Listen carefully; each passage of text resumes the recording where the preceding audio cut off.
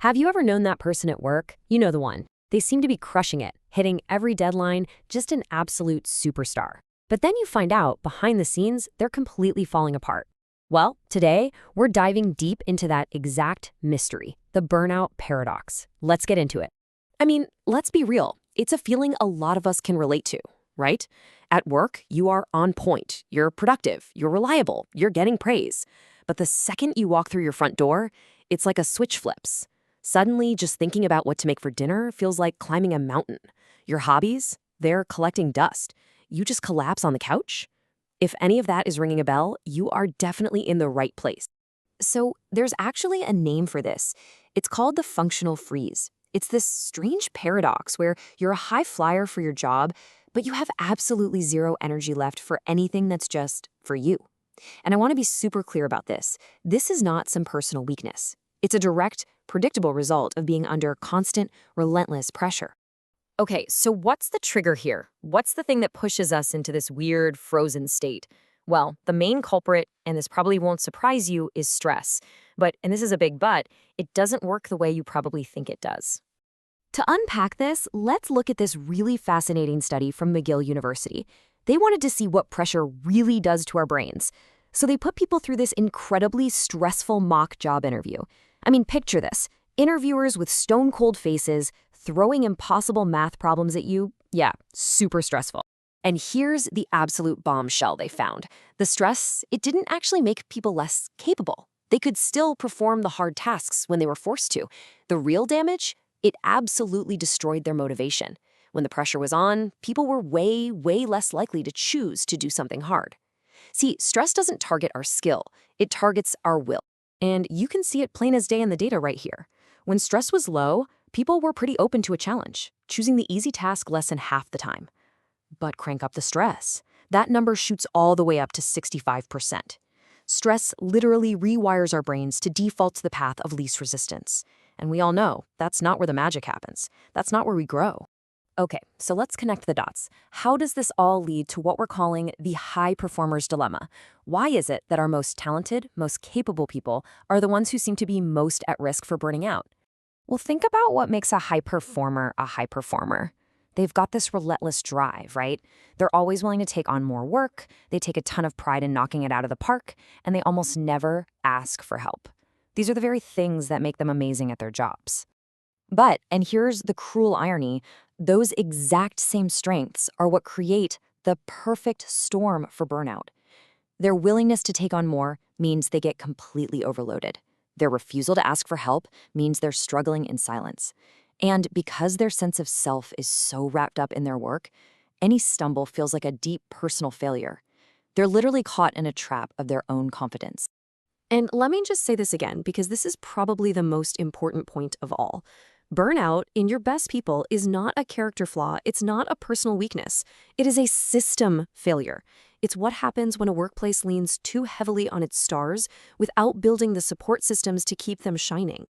All right, now to really get what's going on, we need to geek out for a second and go deeper, like right into the neurochemistry of our brains.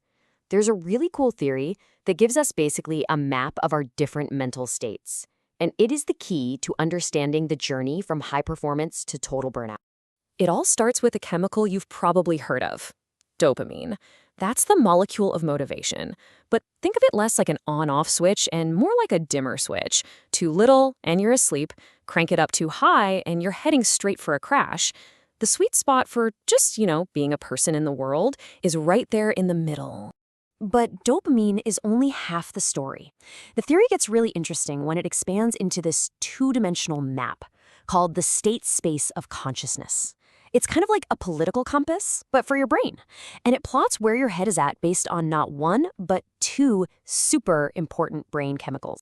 So you've got two axes. The horizontal one is dopamine. Think of that as the gas pedal for your drive and focus. The vertical axis is serotonin. That's more like your steering wheel, giving you mental flexibility and creativity. And where these two intersect creates 4 different quadrants of consciousness. For example, up in the top left, with low drive but high flexibility, you're in a creative, daydreaming state. Go to the top right with high levels of both, and you might hit a state of flow or deep insight. So where on this map do our high performers live? Well, they spend most of their time in the bottom right quadrant, sky-high dopamine but very low serotonin. This is the brain's exploitation mode. It is perfectly designed for getting stuff done. It's all about focus and execution. The gas pedal is floored, but the steering wheel is locked dead ahead. But here's the catch, and it's a big one. You can't redline the engine forever. If you stay in that high dopamine state without any brakes to recover, the system eventually just crashes. And that crash sends you plummeting down into the bottom left quadrant, low dopamine and low serotonin. A total collapse of your gas pedal and your steering. This is the neurochemical signature of burnout. Okay, so that's the problem. And it sounds kind of grim, I know. But the good news is there are solutions. And they have to happen on two levels, starting with the big one, redesigning the very systems that create all this pressure to begin with. Now, for leaders and for companies, this isn't about offering free yoga classes. It's about fundamental fixes. First up, create crystal clear goals. High performers love a good challenge, but vague, endless tasks are their kryptonite. Second, give them regular, meaningful recognition. They need to know their effort is seen and valued. And third, give them autonomy with support. Trust them, empower them, but have their back when they need it. All right, that's what companies can do. But what about you? What if you are the one stuck in this functional freeze right now? How do you personally start to thaw out? The answer is to start small. So small it almost feels silly. First, just build awareness. Just notice the patterns. When do you feel drained? When do you feel a little spark of energy? No judgment, just observe. Second, practice acceptance. Be kind to yourself.